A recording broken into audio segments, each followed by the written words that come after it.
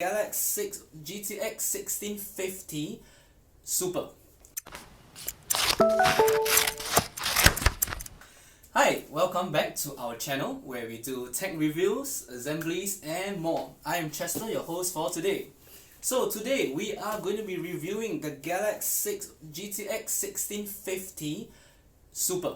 So what exactly is this? This is a graphics card, so simply put, it outputs video information to your PC.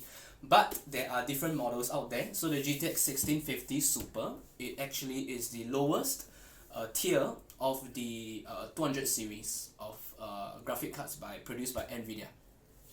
So the 1650 has 1280 CUDA cores, which is actually a processing cost used to make the video. Alright, so it also has a core clock of boost clock of about 1740 megahertz. So boost clock meaning that this card can actually boost up to 1740 megahertz in workloads. So this is actually not a definite amount. So the boost clock is actually determined by your temperature, by your power, stuff like that, just to make sure that your card runs not too hot. But given under ideal scenarios, it will boost itself up to the clock. So imagine it's like an auto overclocking feature. Alright, so this particular brand, Galax, has a one-click OC. So in case you are lazy, you can also just press it and it will do the automatic overclocking for you. It has a 12 gigabit per second memory speed and a 128-bit GDDR6 memory, which is also the latest standard.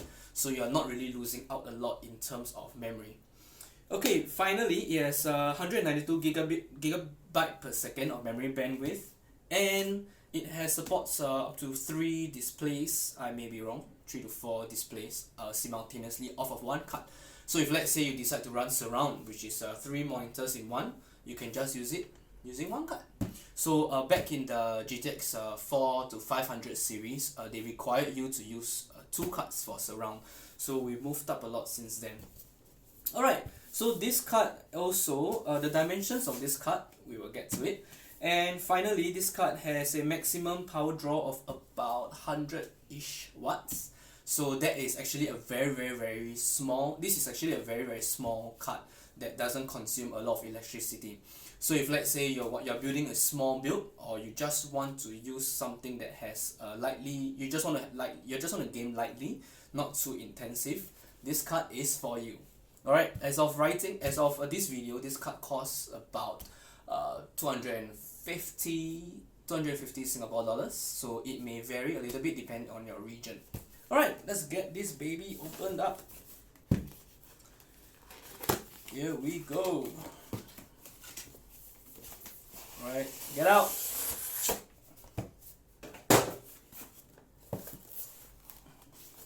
Let me break the card. Okay, this comes with a user manual.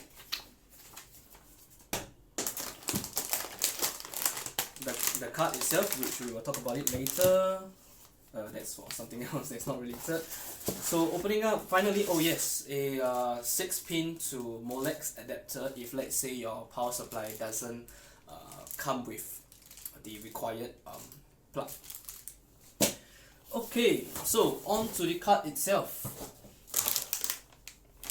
It comes with an anti-static bag, so just to ensure that this card doesn't suffer from any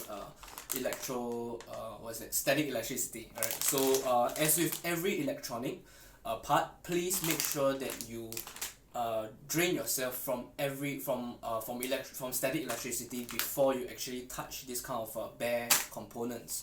Why? Because if you can see the PCB, which I'll talk about it later, it is actually bare, which means that you are actually touching the bare components of it. And if let's say you've been outside, you've been doing stuff that you probably have a built-up of static electricity in your body, what happens is when you touch and you're not grounded, your electricity that's in you is going to transfer straight into the electronics of the board, and there goes your board.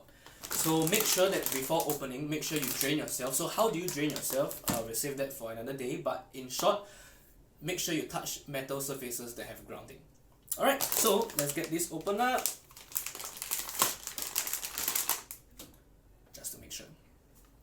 Okay. Pro tip, do not put your card on top of the bag, alright? This is an anti-static bag, which means that inside the bag it is safe, but it is very conductive. So what that means is if you put on top of it, yeah, your card's getting fried. Okay, on to the card itself. So this is the GTX 1650 Super. So Super basically is a refresh of the 1650 that was released a little over a year back. So the Super was a refresh of that. The original 1650 came with 896 CUDA cores. This comes with 1280, which means that it is faster than its previous generation card. So moving on here, we can see that the card is actually pretty simple. Just a little bit longer for those 1650 Super variants. That is mini ITX, more for mini ITX boards. The card is actually like just about the length of the PCI Express slot. Right, so yes, this is a PCI Express 16 times, PCI 4.0 if I'm not wrong, 16 times slot. Moving at the connection side, we have a display port, we have a HDMI, and we have a DVI port. If you are still using DVI, that is.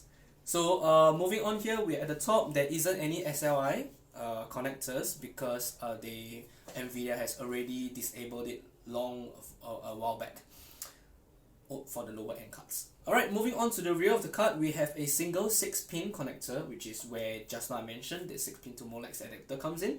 So yes, this card you will need to require 1 x 6-pin connector for power for this card. So please check your computer power supply if you have enough juice to power this card. Alright, if not, that's all for this video.